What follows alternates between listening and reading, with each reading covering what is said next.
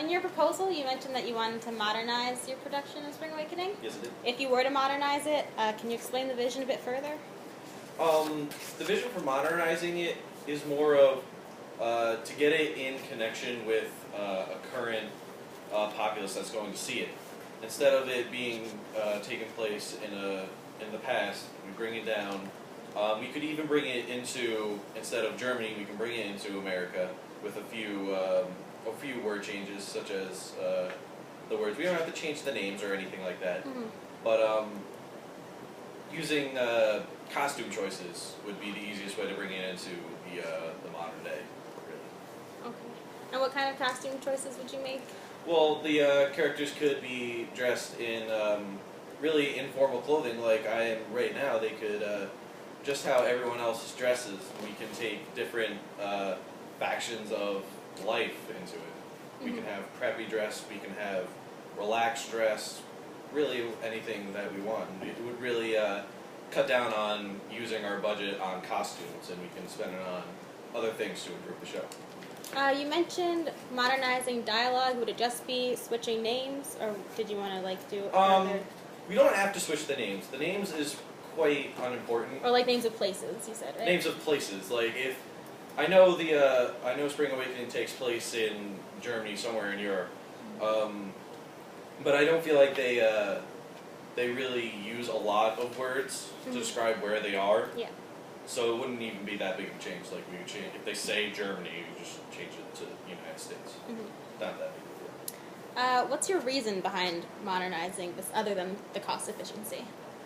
I really wanted to connect to the people who are going to see it, because we're going to have a lot of college students come see it, and I feel as though if we keep it in the past way that it is right now, a lot of people will miss that connection. I feel like they'll be more part of the show if the characters look like themselves. This is for both of you. Do you relate to any of the characters, and if so, which character and why? Do you want to go first? Sure. Listening to the songs and reading a bit about it, I think I relate a lot to Wendell? What's that? Wendell, yeah. Simply because I feel like a lot of times in my life, not that I was, withheld any information from my parents, but I wasn't, given the skinny on a few things that I wish I were. And I've had to learn things the hard way and kind of, just deal with things myself. So I kind of relate to her. And the other character who talks about her, abuse in her family and kind of straying from her household and running off to be a bohemian. Oh, Ilsa. Ilsa, right. I relate to that too, just because there are a lot of things I don't agree with in, both old views of my family and society. I guess those are the two characters I relate to. And I really do. I relate to Melchior a lot, because I believe in myself a lot of the time rather than believing what other people tell me. I'd rather go to a source and find out for myself. A lot of times I wasn't fed the information. I want to know, these things come naturally a lot of the time. And religion for me, I have my own beliefs, like a Christian belief, let it be, but it's not anything specific. I'm not strictly super religious or anything like that, but God's cool, and I know my stuff, and if I want to share what I know, then by all means, come listen. For both of you, what about the show drove you to want to direct? I really wanted to direct the show because, one, I really like this show, but two, I feel like it really, my connection to Melchior, it really, I can see myself in this show, and I really wanted to help portray the different themes and the different aspects of this show to everyone who is coming to see it. I think it has a lot of important messages that can be applied to everyone who's going to see it. So, I didn't know much about this show before he mentioned, oh hey, you possibly want to music direct, and I heard a lot of the songs.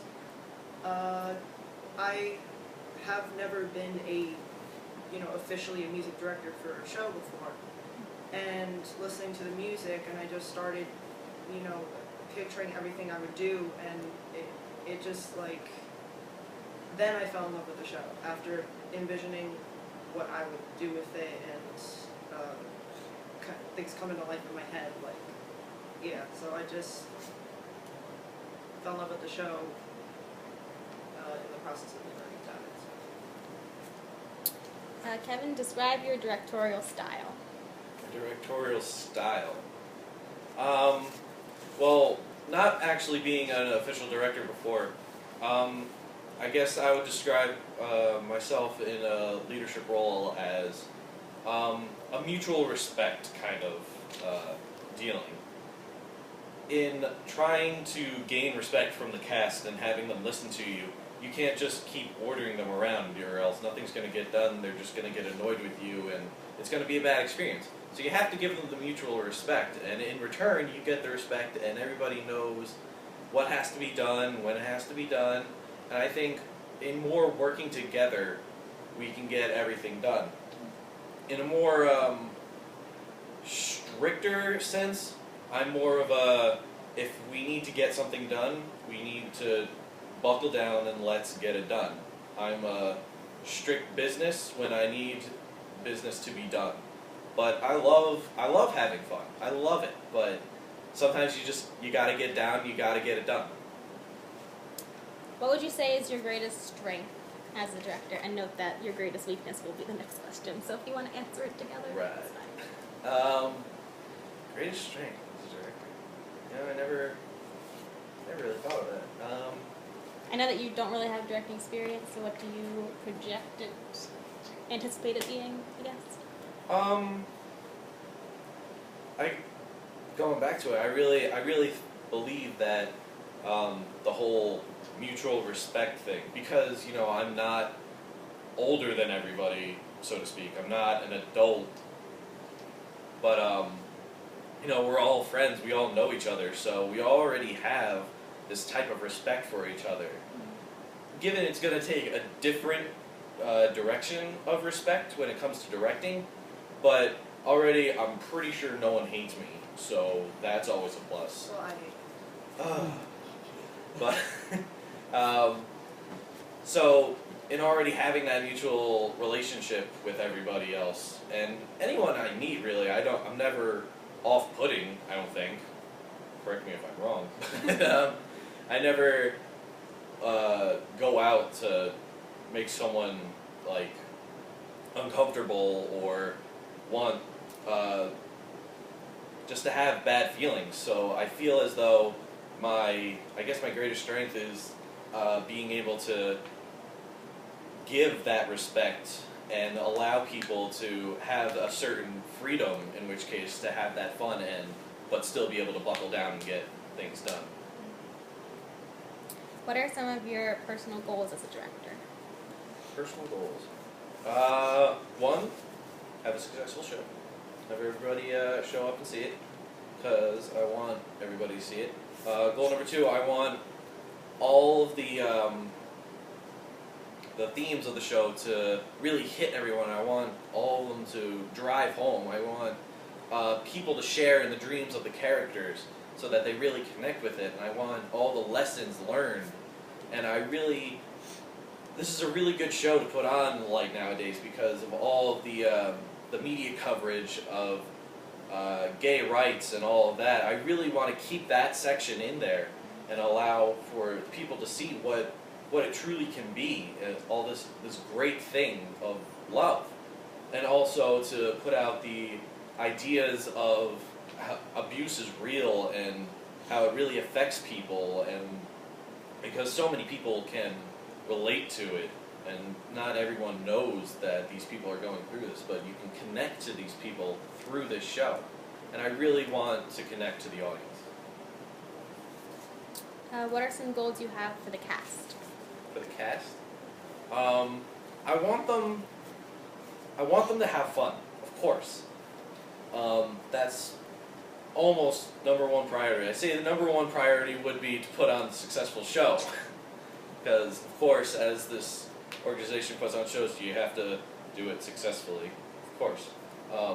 But having fun is really important, and I want them to grow as actors, because if you hear you love what you're doing, because you're not going to be here and not want to do it. I wouldn't cast people who just straight up don't want to do it. I don't really care how talented you are. You could be the best musician in the world. If you don't want to be here, don't be here. We have plenty of people who want to be here. And so for the cast, I really want them to have a good experience, and I want them to come out with friends. And not everybody has to stay together for life, but to come out with that mutual respect and learn, hey, this is a good way to deal with people, and having that coalition of teamwork and being able to get things done. In your opinion, what's the central theme of the show? The central theme of the show, in my opinion, is growing up and realizing that the world as you know it can change in an instant. And that if you don't have the proper information, you can be left behind and make some pretty bad mistakes. How do you plan to approach the sensitive content of the show? In relation to the cast or the audience? Both. Well, first you have to start out with the cast in the casting, actually. You can't just assume that they're going to be okay with doing these sensitive things. You have to ask the people auditioning if they're comfortable doing a gay kiss, if they're comfortable with reenacting these sexual actions, if they're comfortable with this, the abuse portrayals, and anything like that. And so, when it comes to a lot of that thing, I want the audience to see that. But I don't want it to be, like, in your face, like this is happening, but I want, of course, to be portrayed because this is how the show is written. I want to portray that to the audience. You can take it cautiously as we go along and see everybody's comfortability. Like, it doesn't have to be a long sex scene, depending on how long the music is, really. But things can be edited, things can be cut out, things can be hidden, things can be changed. It's really an okay thing. But I really do want to go, I say all the way, but not really all the way, because, nudity's not really allowed. It is, technically. I asked Dr. Pennington, That would have been my next question right there. Green light. Okay. Boobs and ass. Hey. Yay. Again, I'm okay with doing that. But, again, you still have to discuss it with the cast, Yeah. and if But we it is are okay. going to do that, we have to warn the audiences, hey, this is going to happen. I don't want them to walk in blindly and be like, That little but, sister. yeah, your little sister. How old's your little sister? I'd say at least not old enough. I don't know, let's see that. But, yeah, so you have to take it cautiously and one step at a time. Yeah. How do you handle uncontrollable circumstances and unexpected situations? With a calm mind. It's really, as long as you're not reacting in a panic, a calm, cool decision can be made. It really all depends on the specific situation and the specific details of the circumstances. So I can't honestly say how I would deal with every situation in one general how to deal with it. You just have to stay calm. You have to think of it logically and think of how this would be best for the show and how you would make the decision and how it's going to affect everyone. And you have to take all these things into mind, but just calmly. There's no need to blow everything out of proportion out of something that's not that big of a deal. Can you explain your scenic vision for the show a bit further? I know that you went into it a little bit in a proposal, but some parts were a little It confusing. gets a little confusing. Yeah. I'm not the best writer, obviously. Speaking, though. That's why I thought I would ask. Yeah. If you all remember here, I want to set up the stage just like that. I want the audiences there. The curtains I want along the railings, but I want to leave the handicap walkway open, and I want to leave a little space between the railing and the curtain so that people can be back there. Because I know there's a scene later in Act 2, in which case I can really utilize that and stuff like that. And I believe in other scenes I can utilize that, people walking through, and I think it would be good. And then you have the curtains to continue all along, and then there'd be 3 entry points. I don't want to use doors because I feel doors are so restricting to a building, because a lot of this doesn't even take place in a building. But so directly center stage near the railings and that pillar and the stairs, you know what I'm talking about? Mm. Right there, I want an entrance right there. I want the handicap walkway open, and I want the other corner to have a little slip to get in and out of right next to the stage, so that everybody can get there. As for the lighting, I really want, of course, you need purple for Purple Summer. It's got to be there. And then I really wanted it. I don't want it to be white. I feel like white's it's too bright for the show. Mm-hmm. Maybe I don't want to say dingy, but a dark, maybe like a yellow light to be cast around the show. And so to give the general lighting, and then colors can be added to give different effect for what scenes are happening. Like if we're doing a sad scene, you want to turn on a cool color such as like a dark blue or something like that. And then red for when things get really serious and heated and there's a problem going on. Because people really react to which lights are being shown on stage. When it turns red, they know something's like going on, something serious, like, oh my god, what's happening? And so I really want to have that in there.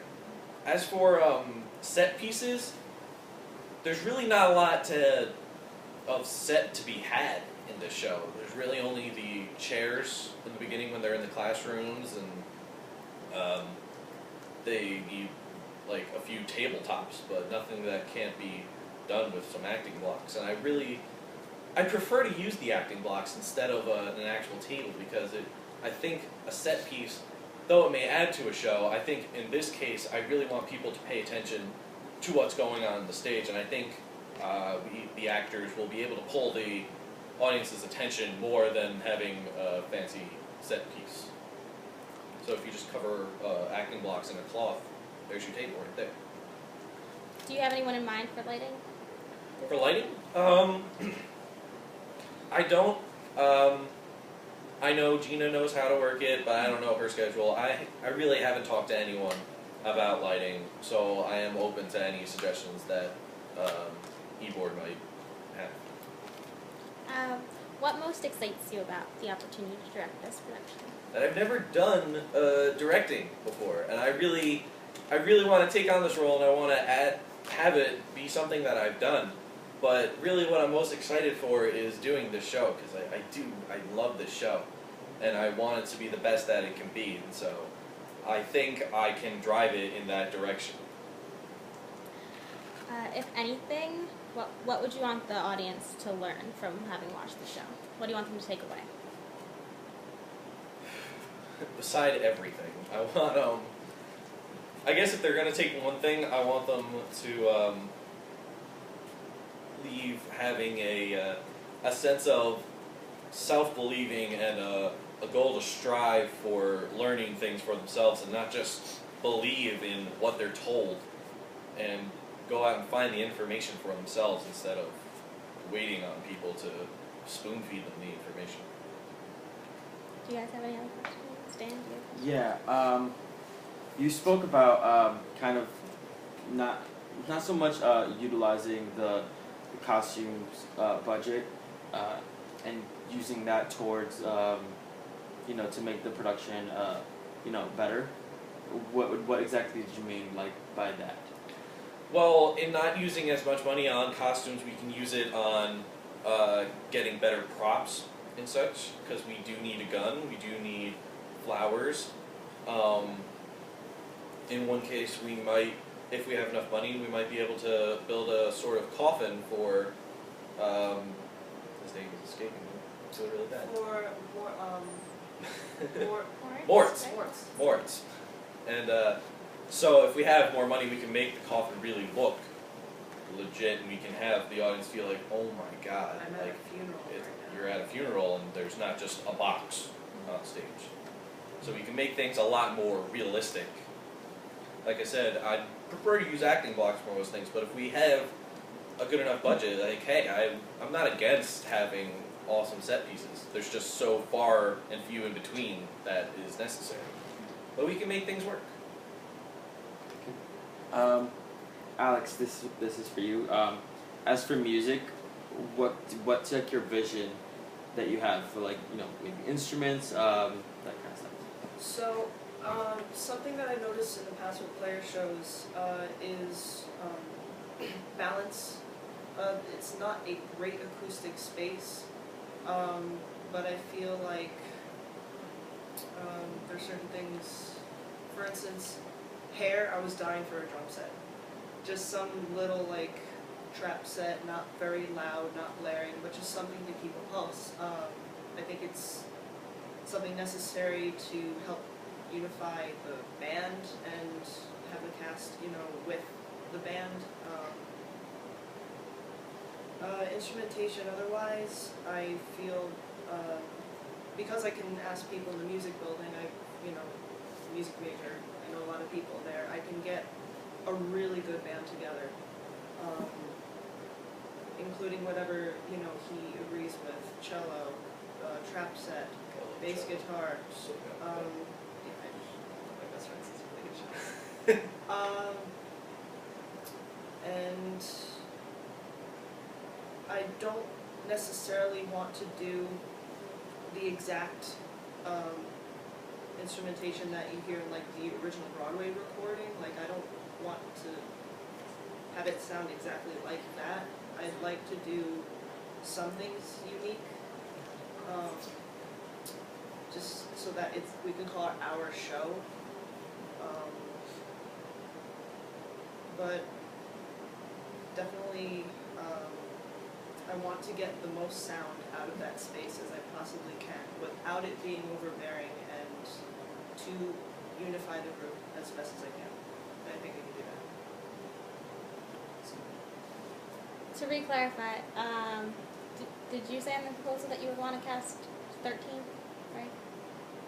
13 people? Yeah. Yes. Okay, that's what we want to. Okay. Okay. Awesome. Small- Just making sure. Yeah. Is there If you anything? wanted an ensemble, we can figure it out, but it's hard to do. More about your team. Did you? I know you.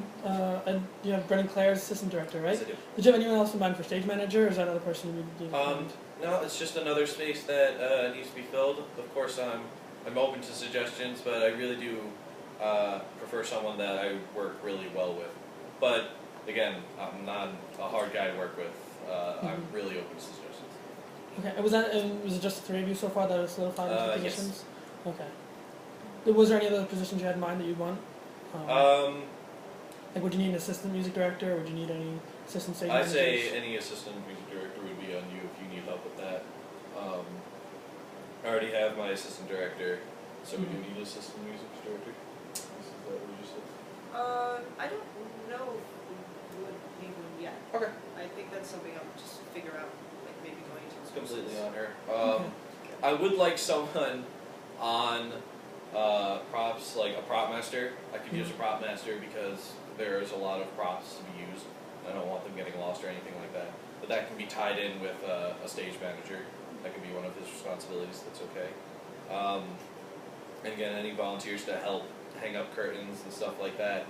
I don't think I'll need as much of a set designer as much as I just need help putting it up because there's not a lot need to be built. More about stage management. Was there anything specific you wanted as far as stage management, like as far as responsibilities? I remember for Midsummer, like when I had to be stage manager, there's a lot that went into it. But as opposed to other shows, it's less demanding. So is there any specific sort of details? For when finding someone, I can explain the Yes. positions, responsibilities. in stage manager, I really, as the show is going on, I want the stage manager to be prepared for anything.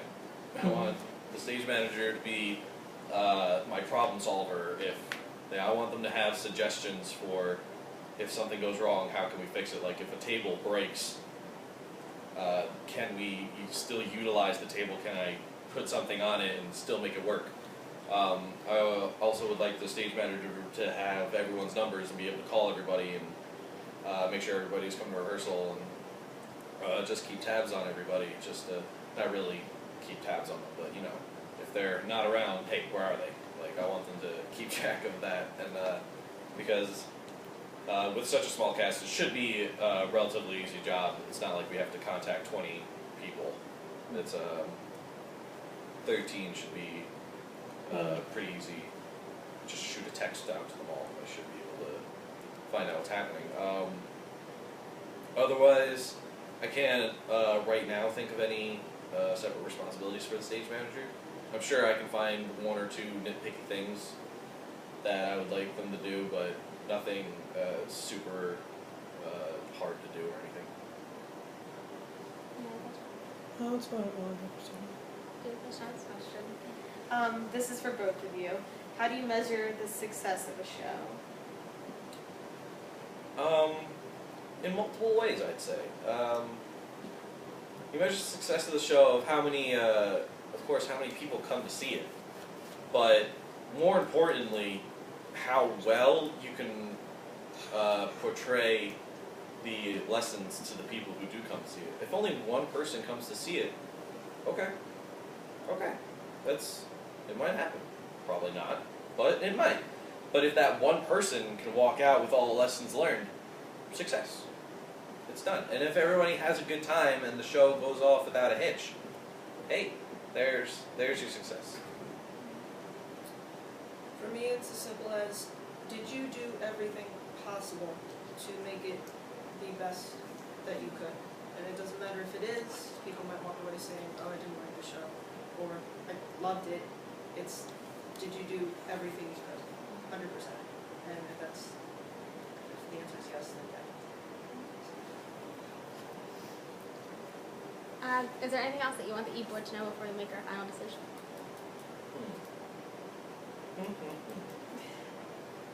Scratch my brain real quick here.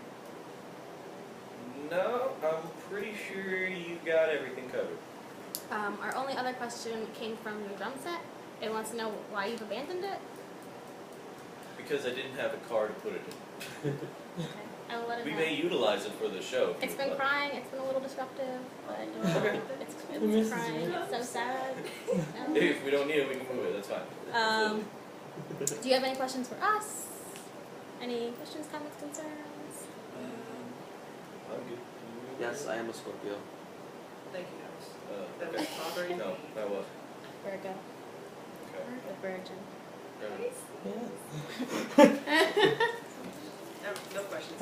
Good. Thank you so much. Thank you guys. Now we're